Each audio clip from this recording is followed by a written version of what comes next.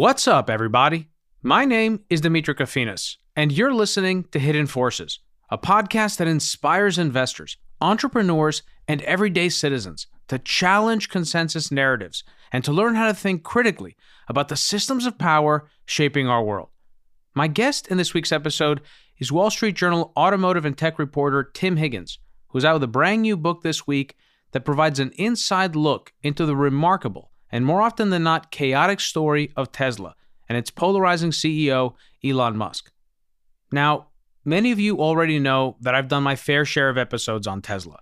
And given how much research I do ahead of these conversations, combined with the conversations themselves, I've had the opportunity to form a fairly educated opinion on the company and on Musk that isn't particularly flattering.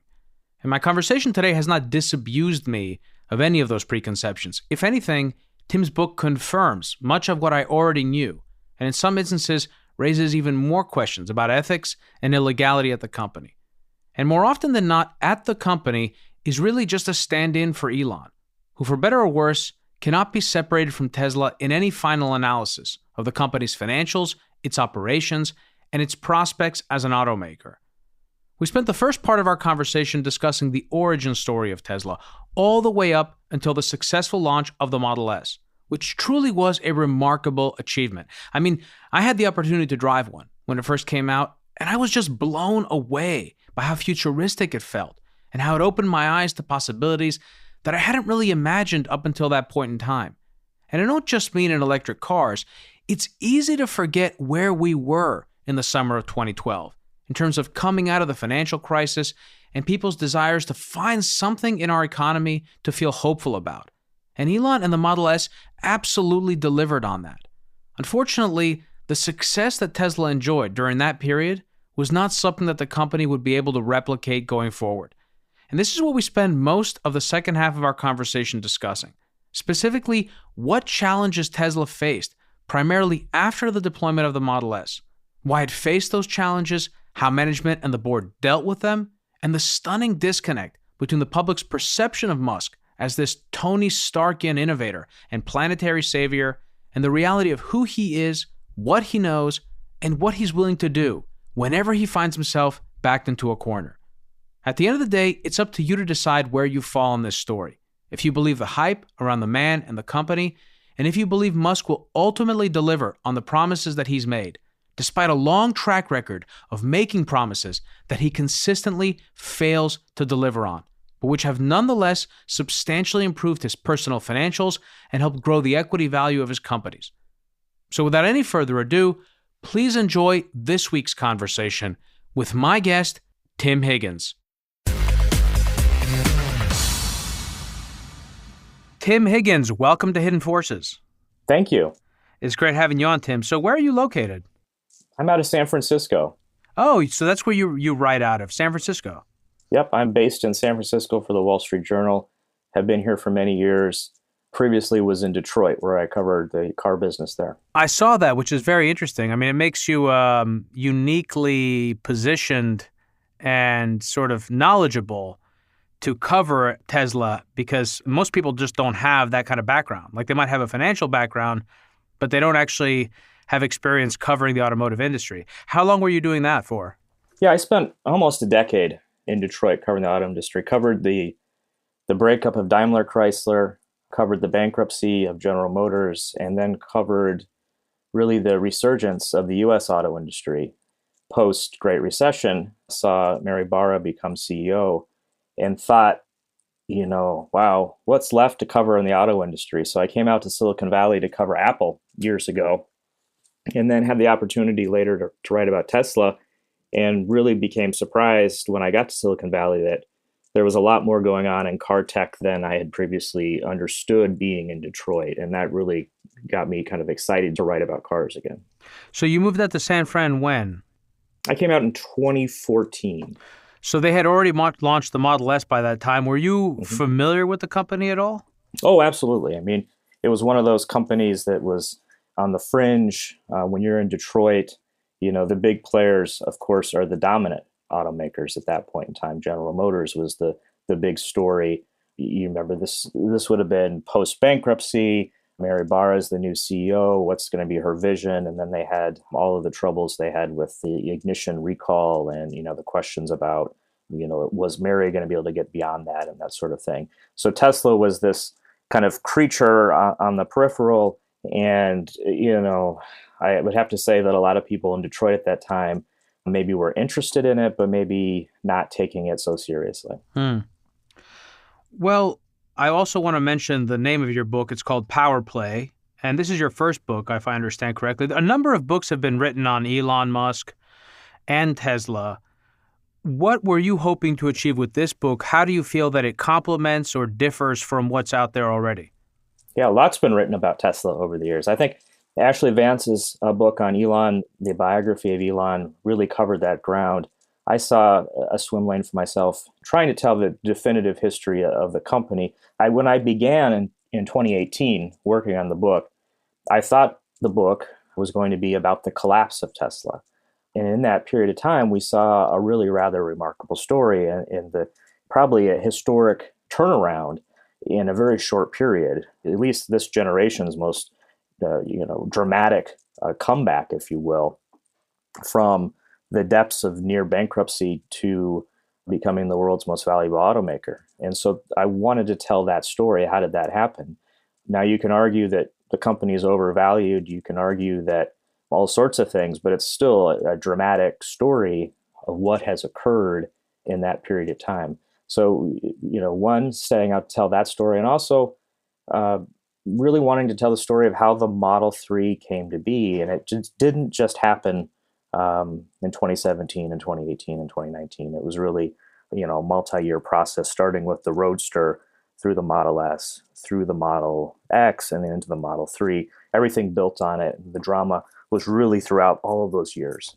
Right. And I do totally want to get into that. The last question I had before we do is, because of the nature of the story, because Elon is such a polarizing character, and there have been so many enemies of the company created over the course of many years.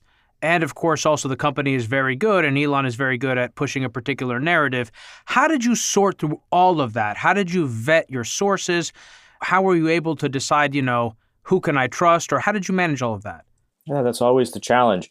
I mean, in this era, for a journalist's life is never easy, right? Because information is coming in all different directions, and you've got to sort through that and figure that out. And I would say in the age of social media, it is just even more complicated, trying to vet truth and get to facts. And that's the reporter's life. You spend a lot of years trying to do that.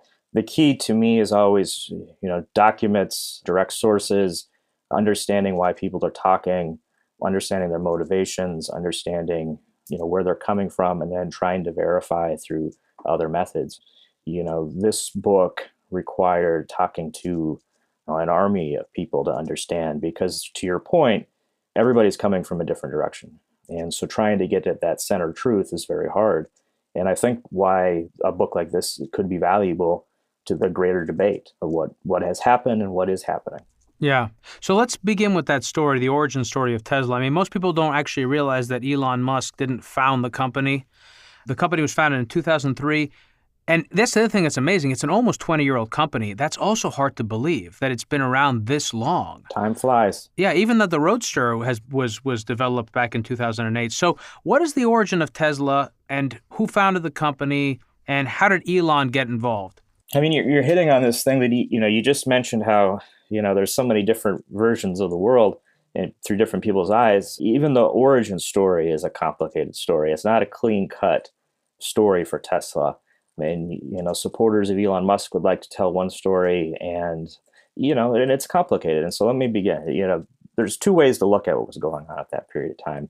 2002 period, 2001 period, the world, in particular California, is thinking about electric cars, but they don't seem like they're very viable at that point. And a gentleman named Martin Eberhart is thinking that he would really like to have an electric sports car. And there's no such thing on the market. He can't find one. He'd like to drive a Porsche, but, he's worried about the gas, becoming concerned about the planet, these sorts of things. And so he starts kind of looking into electric cars and getting really excited about this idea. And he comes across another company called AC Propulsion, which is out of the LA area. It's a kind of a garage that does work for automakers. The founder of that company helped out with General Motors' EV1 project, which was an attempt years earlier to make a mainstream electric car, which wasn't very successful because of a lot of reasons we could talk about. But Martin became very excited. And Martin Eberhardt's experience was in personal electronics. He'd come up with a digital book reader, an e-reader. And so he had an idea about kind of where technology was and where batteries were. And he thought that lithium ion batteries were going to be the key to electric cars. And that really starts the wheels of the early days of Tesla. Right, because before lithium, you simply wouldn't be able to get neither the type of sustained acceleration or sustained speed and also range.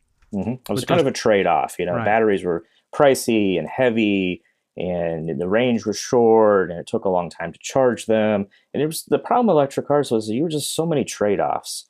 It was expensive, and really what were you getting? The EV1, which I've been in, it was like being on a little spaceship. I mean, it had all these crazy buttons in the middle, and Are you talking about the T0? No, I'm talking about the EV1. This is General Motors' attempt at bringing electric cars mainstream. Is that from the 60s? Was that in the 1960s? No, this came out early 2000 period, late 1990s. This was a Rick Wagner, who was the GM CEO at the time, unveiled the concept at the LA Auto Show and got really huge kind of excitement among California regulators who were very concerned about emissions at the time. And this was the attempt to kind of put the toe in the water for electric cars. But, and people that got the EV1 loved it.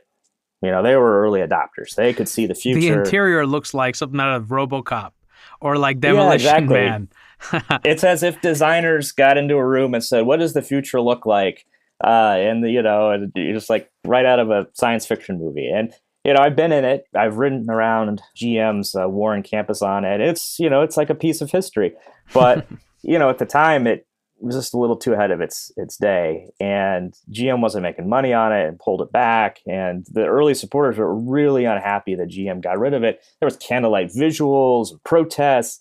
And guys like Martin Eberhardt were looking at that and saying, I think there might be demand for a real electric car. And he would drive around Palo Alto and he would see on people's driveways, here's a guy with a Prius and a Porsche. That's the customer that I want to get, because he was a guy that liked sports cars. And he knew that if you buy an expensive sports car, you're attracted probably to the performance, the looks, the sex appeal, and you might be, willing to overlook some of the quality issues. How many people, I don't know if you're a sports car person, but some of these sports cars, the dependability and reliability isn't always there. How many stories do you have of being in the shop or breaking down? That's not an unheard of thing, but if it's cool, you're going to maybe overlook that. And so he thought there could be a potential there. And so, and you look at some of the dynamics of an electric car, it's just, the torque is amazing. And so then for the listener out there that does, torque is, it kind of sounds like a scientific term, but that's the, you're at the stoplight and you hit the gas and your head hits the back of the seat because you're going fast. That's torque. That's the fun thing in a car. And he thought that he could kind of bottle that in a way in a sports car that would be accessible to sports car buyers, and the price point would allow him to afford the batteries for it. And this could be the entree into the electric car business. Yeah, it was a brilliant realization. I mean, in that moment, and I've heard that story before, the sort of driving around Palo Alto, seeing the Prius and the Porsche, and recognizing that there was an intersection market there. It was a brilliant realization. And in that moment, he created sort of the market for EVs. It hadn't existed prior to Tesla. I mean, the hybrid Prius had come out in like 2000 or 2001, I think. Right. It's around this period. Right. So where and when and how did Elon enter this picture? Right. So Martin had been an entrepreneur, but he hadn't been, you have to remember in Silicon Valley at that period of time, we're talking about 2003, just wasn't like it is today. There wasn't as many billionaires running around, if you will. And so he had some success as an entrepreneur, but wasn't like loaded. And so he needed to raise capital, and he was taking around his idea. It was him and a couple other guys. And they had this idea, they had a business plan, they had a little office, but that's about all they had. And they had potential for a contract with AC Propulsion to use some of their technology. And so here's this guy, Elon Musk, was bouncing around California. He was down living in LA at the period of time, but he had gained a reputation for having kind of if not crazy idea, wild idea to try to go to space, to create a rocket company that would get commercialized space with SpaceX. And so Martin Eberhard was big into the Mars Society as well. And so knew of Elon, had heard him speak, and through some connections, they were connected. And so Martin goes down to LA area to make the pitch. And Elon, who was interested in electric cars, was interested in sports cars, who had also thought about the electric car business as well, he was very excited to have that conversation. And how early did he get involved? Because I know he was the biggest backer of the company, no? Yeah, he was 2004. He put his money in, and that's really when things started getting going for Tesla. His money got it going. What was it that excited Elon about this opportunity? What did he see?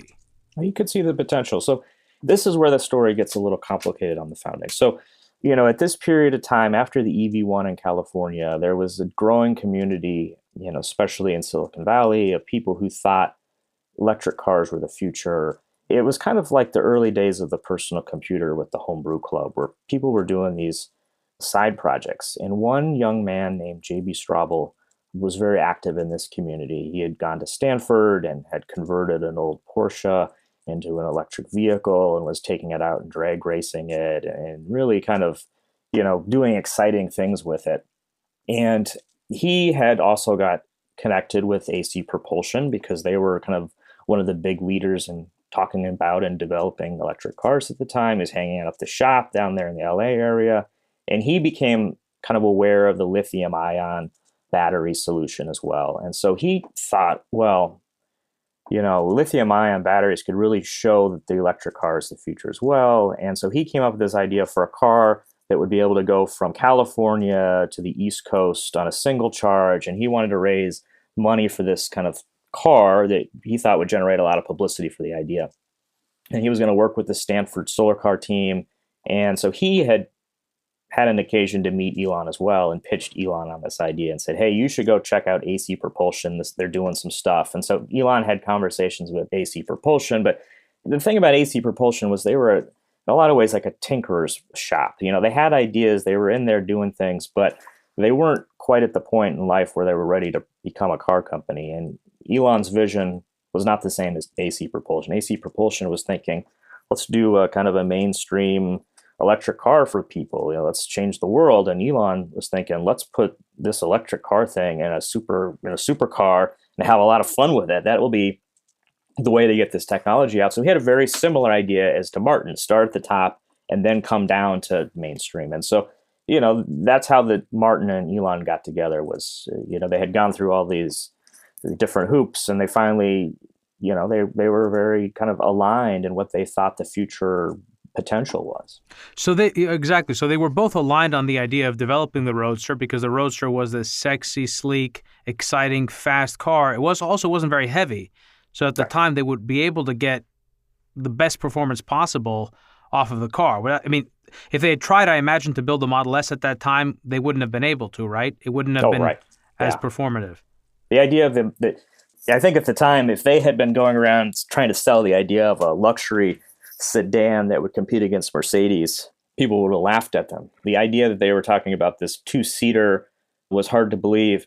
But the thing that they had going for them was that they had a prototype. They could show this two-seat Roadster that AC Propulsion had put together out of a kit car that, didn't look like, the Roadster would look, but kind of, looked like a car at least. And Martin Eberhard could drive it around Silicon Valley and give investors demonstrations, and you could feel that torque. And, you kind of, if you squinted, maybe you could see what the future would be like. Yeah, that's one of the things I enjoyed about the book in particular, because I had a similar experience. I drove my first electric car in 2012. It was the Model S, right when the Model S came out. I hadn't driven the Roadster before that, but I had a good friend who was one of the very early owners of these cars, and he would just rave about it. And I totally understand what people's experience was and the descriptions of those experiences in the book, because I had a similar one. You really felt like you were getting a glimpse of the future. I mean, it was such a radically different experience driving an electric car from driving one with an internal combustion engine. What was the process like to actually build the Roadster? And how long did that take from conception to the first delivery of the car? Well, the process was, in a civil word, messy. None of these guys had ever built a car, right? They weren't car guys. I mean, they would think they were car guys. I mean, Elon had, a taste for expensive sports cars. Martin Eberhart, had a Mustang when he was a young man and worked on restoring it. And one of their early people, he was an amateur racer. So, they thought they knew cars. They thought they understood the buyer's mentality. So that helped them. But they had never, worked at a car company or designed or developed a car, which, was a plus and minus. So they immediately began out and working on it. They hired J.B. Straubel, joined, and this would be key because here's the guy probably had the most experience tinkering with electric cars, probably in California. I mean, he was among the most experienced because it was still kind of a new world. And they set out to do this. And one of the really big problems that they got in immediately came upon was these batteries. So maybe this is a good time to talk about kind of the batteries. So lithium ion batteries really first became popular in camcorders and laptops. And these batteries at that point were thinking about finger-sized tubes. And the idea for Tesla was that they were going to use thousands of these strung together to create what we call a battery pack. And that would provide the amount of energy needed to propel the car. And the bet was that by buying thousands of these cells per car for hundreds of thousands of cars, this would give Tesla great buying power and be able to bring the price down. And on top of that, this was a proven kind of technology already. And, that they didn't have to go out and invent something. One of the problems that automakers had with electric cars is they were always looking for the next thing in battery technology, and it was just expensive. So here was something that was proven. They could essentially get off the shelf, and they thought they could get down cheap enough. All of those things would prove harder than they believed they would be the case. That's always the story of Teslas. It's never as easy as they think it's going to be. And so they get into working on the Roadster. And at the same time, in the news, you start to see laptops with lithium-ion batteries have fires. There was Apple and other companies are doing recalls because the issue with lithium-ion batteries is they can catch on fire. And so they see this, and J.B. Straubel takes some battery pack out to the parking lot to see, well, what are we talking about? If we got a bunch of these batteries tied together, one goes off, what happens? Well, it's like 4th of July. And so they realize they might have a problem. They go to an expert and say, what's the issue? And they say, well, don't worry. Essentially, most of these cells are going to be okay. But, maybe 1 in a million is going to have a problem. You're just not going to even know it has a defect, and it's just going to potentially just light on fire.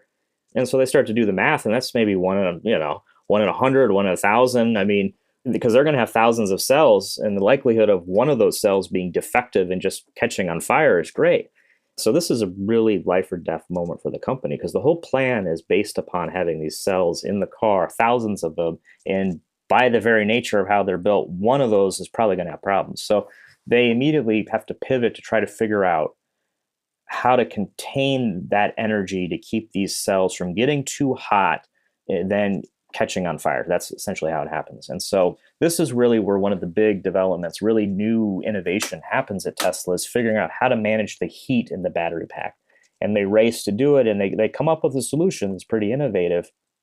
And that's really a defining moment in the early days of the company. They come up with a way to string these cells together so they don't become a bomb, and that can provide the performance they need. And that's a huge thing that J.B. Straubel and Tesla were able to figure out.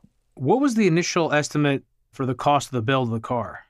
Oh, very much smaller than it actually was. They were thinking it was going to be in the $50,000 to $60,000 range. And the initial business plan that Martin Eberhart came out with would ultimately prove to be very naive and very ambitious. The idea was right Hmm. that there was a market for electric sports cars, but the math was wrong. So, the book covers an enormous amount of interpersonal conflict throughout the timeline of the company. And I think this is the period where you begin to see it most prominently in his relationship with Eberhard, Musk, in other words, becoming more and more involved in the company. Talk to me about that process and how Elon got involved and how that eventually led to Eberhard's ousting and Elon becoming CEO of the company in, I think, 2008. Is that when he took over? That's correct. The way Elon's involvement of Tesla at the early days has been described by people who were there is he would fly in for a board meeting. He wasn't seen a lot around the garage at that time, but he had an interest. He was chairman of the board, the biggest investor, and he and Martin at early days, by many accounts, had a good relationship. They had similar interests. They were both interested in space, both interested in electric cars, clearly. Both had been entrepreneurs, but the scale of success clearly was different. And the one thing you start to see early on is Elon taking, specific interest in certain parts of the car. So when they got to the point where there were roadsters to drive, he didn't like certain things. He thought the dashboard looked cheap for what they were going to be charging. He thought the getting into the car was hard. His wife at the time, it was kind of like a Britney Spears kind of situation where, like it's really hard to get both your legs in a ladylike way. And because you have to, the roadster is very low to the ground, and there was like a kind of a lip on the door. And so you had to get one foot in and the next foot in. And it's kind of cumbersome and not easy to do if you're wearing a skirt.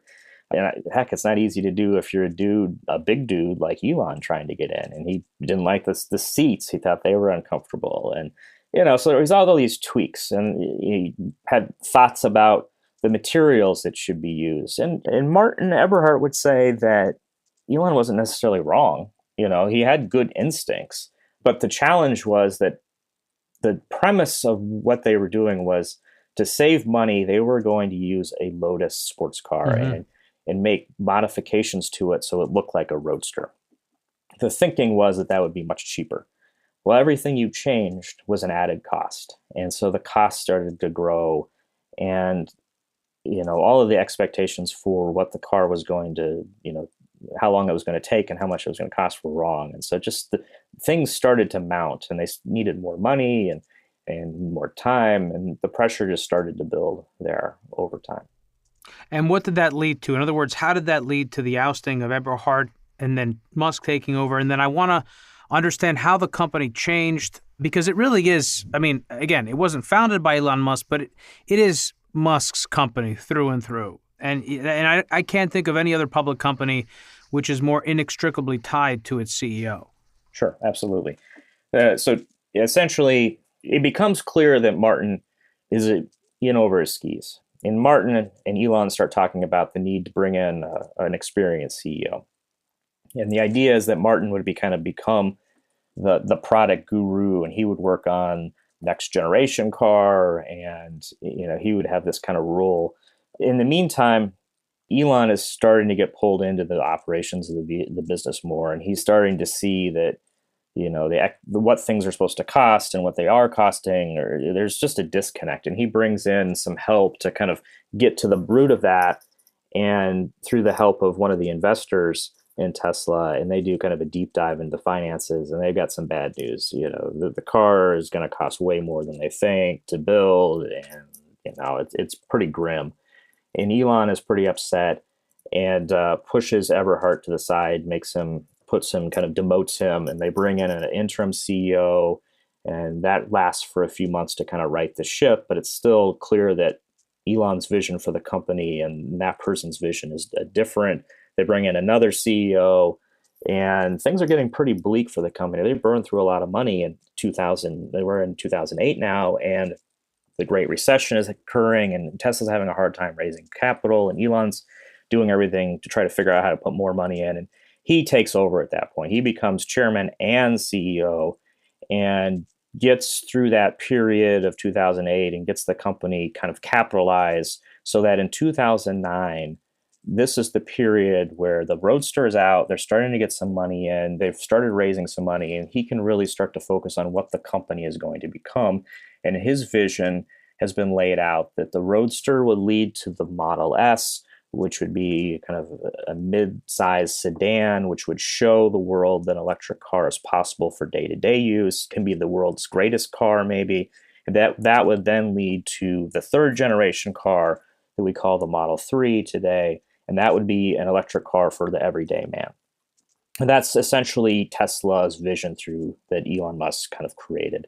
And that's where you start to see him put the pieces together really in 2009. He's figuring out ways to raise the money for that, but also he's building the team internally that can carry out his vision. You have to remember that up until that point, the company had been largely Martin Eberhard and friends of Martin Eberhard. Early hires had been kind of two camps. They had been J.B. Straubel friends from Stanford, so they were all these kind of electric battery kind of people and very important to the company. And then you had Martin Eberhard's people who were just entrepreneurs who had done interesting things, but really maybe no car experience. And so, when Martin left, Martin would eventually get pushed out of the company in 2008 as well because of tensions with Elon. But so when Martin left, a lot of the Martin people left either by choice or by being pushed, and Tesla really needed to build up its kind of leadership ranks and engineering ranks. And Elon had gone through a series of people, but hadn't quite found the engineer to oversee the car development that could put his vision on the road. And a very important thing happened in early 2009, and that was the hiring of a man named Peter Rawlinson. And Peter was a car engineer from the UK who had worked at Jaguar and Lotus and hadn't had a traditional automotive career path, but was very interested in what was possible and how to do things quicker from a development standpoint. And Elon kind of latched onto him early on in 2009 and hired him, and he became the guy to put on the street the vision for what the Model S was going to be.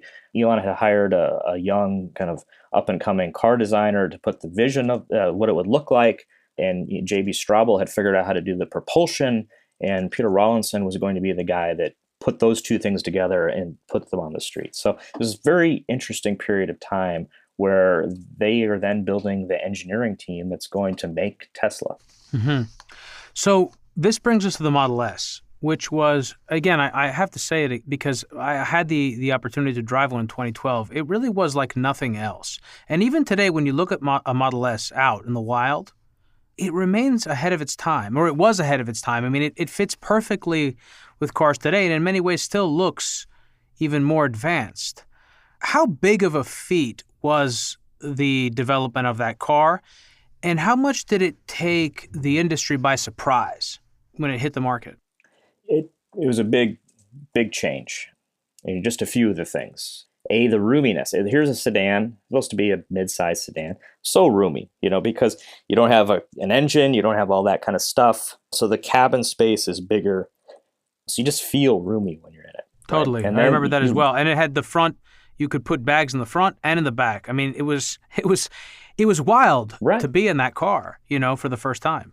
And then externally, it looked like maybe like an Aston Martin, like James Bond would be driving it, right? I mean, it just looked like a sports car. It looked like, something you could see driving down your street on any given day. And you kind of like, wow, look at that. So that was a huge departure from what people thought of as electric cars. You have to remember, most people's experience with a kind of an electric car was the Prius. The Prius had been designed to look like it was a tech kind of vehicle. It was, in some ways, the design was marketing to look like something that was the future. Whereas Tesla didn't want to do that. They wanted it to be the now. And, it wasn't about making it stand out because it was electric. It was, the idea of the Model S was that it was supposed to be the best car out there that just happened to be electric as well. And so that was the idea. So you got the looks of a car, you've got this great space inside the car, and then you're sitting in the driver's seat, and the dashboard looks crazy. It looks like something out of an Apple store. In the center screen, you've got this giant, essentially a TV screen in the middle. It's up and down. This is prior to the iPad coming out, but the iPhone was there. And so it was a touch screen, like with a giant iPhone. Instead of having all these different gauges, you had you had a screen behind the steering wheel.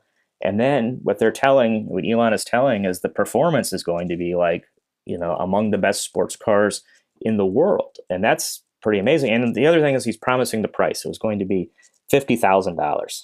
So, look at all of this for what you could get is a boring Ford sedan.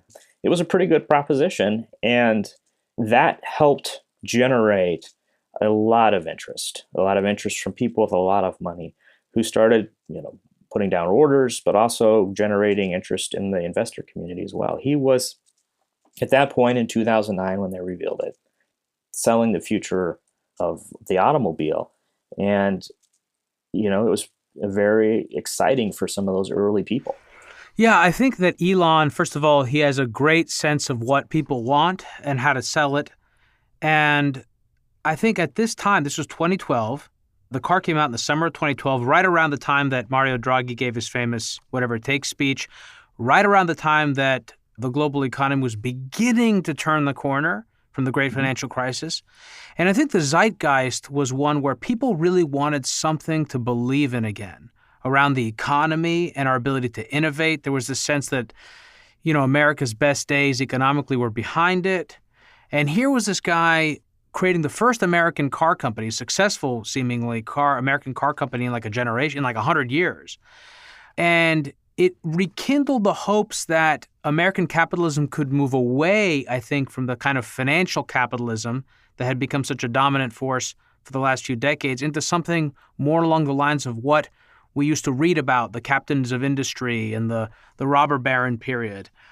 I think also it tapped into a relationship that the public already had with technology and its disruptive abilities. And it applied that template to the legacy sector. And that's actually, I think, something that we've continue to see. I just did an episode recently with Maureen Williams. She, your colleague at the Wall Street Journal, who's published the book on WeWork. WeWork similarly branded itself as a technology company, which I think it had even less merit to do than Tesla. But even Tesla is ultimately a car company. They have to scale the manufacturing of automobiles. And so this became a problem. The scaling issues and the confronting the reality of being a car company became really an issue after the Model S in earnest with the attempt to build the Model 3. Would you agree with that? Scales, execution are Tesla's problems. Even the Roadster, getting it from the idea onto the road was a challenge. The Model S, when they show it in 2009 and bring it out in 2012, then building it was the problem. I mean, they developed the idea, sold everybody on it, but then actually putting it on the street was a huge challenge. Yeah, and I want to ask you about why that is. I also want to, and that's going to be an opportunity to really get into Elon and all the troubles that the company found itself in the ensuing years, and also the remarkable rise in its stock price, which has in many ways befuddled investors, certainly short sellers who have been very negative and bearish on the company, and a number of other things. For anyone who is new to the program, Hidden Forces is listener supported. We don't accept advertisers or commercial sponsors. The entire show is funded from top to bottom by listeners like you. If you want access to the second half of today's conversation with Tim, as well as the transcripts and rundowns to this episode and every other episode we've ever done, head over to hiddenforces.io and check out our episode library or subscribe directly through our Patreon page at patreon.com/hiddenforces. There's also a link in the summary page to this episode with instructions on how to connect the Overtime feed to your phone so that you can listen to these extra discussions just like you listen to the regular podcast. Tim, stick around. We're going to move the second half of our conversation into the subscriber overtime. Great. For more information about this week's episode of Hidden Forces, or if you want easy access to related programming, visit our website at hiddenforces.io and subscribe to our free email list. If you want access to overtime segments, episode transcripts, and show rundowns full of links and detailed information related to each and every episode, check out our premium subscription available through the Hidden Forces website or through our Patreon page at patreon.com/hiddenforces. Today's episode was produced by me and edited by Stylianos Nicolaou. For more episodes, you can check out our website at hiddenforces.io. Join the conversation at Facebook, Twitter, and Instagram at Hidden Forces Pod, or send me an email at dk@hiddenforces.io. As always, thanks for listening. We'll see you next week.